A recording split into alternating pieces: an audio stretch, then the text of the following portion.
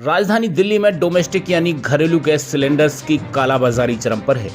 और इस श्रृंखला में सबसे आगे है भारत पेट्रोलियम की तमाम एजेंसियां,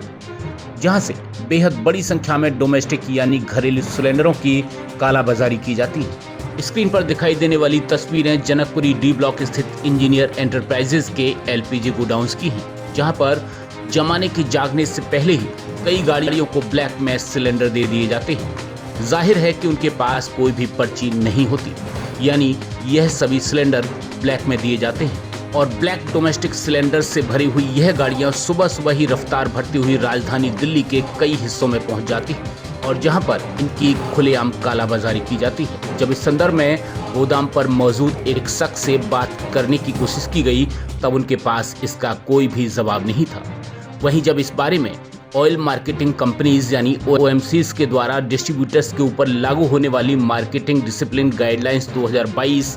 यानी MDG का अध्ययन किया गया, तब स्वयं हमारी टीम को जबरदस्त शौक लगा। MDG की माने तो तमाम तरह की शर्तें और तमाम तरह के नियम डिस्ट्रीब्यूटर्स पर लागू होते हैं, लेकिन आप देखें कि खुलेआम जिस तरह से डोमेस्टिक गैस की चोरी या कहें कालाबाजारी की जाती है, उसे देखकर कतई नहीं लगता कि डिस्ट्रीब्यूटर्स को किसी भी नियम, कायदे और कानून की कोई परवाह है। आपको बता दें कि यह नियम न सिर्फ भारत पेट्रोलियम के डिस्ट्रीब्यूटर्स पर, बल्कि इंडियन ऑयल और HP के डिस्ट्रीब्यूटर्स पर भी समान रूप से लागू होते हैं। लेकिन यहाँ आप देखें, खुलेआम यह चोरी और कालाबाजारी जारी है, बावजूद इसके कि MDG में किसी भी तरह की गलत गतिविधि को रोकने के लिए कड़े आर्थिक दंड से लेकर एजेंसी के टर्मिनेशन तक का प्रावधान कई चरणों में बताया गया है। लेकिन लगता है कि OMCs के द्वारा अपनी ही बनाई हुई MDG को कूड़े में डाल दिया गया है।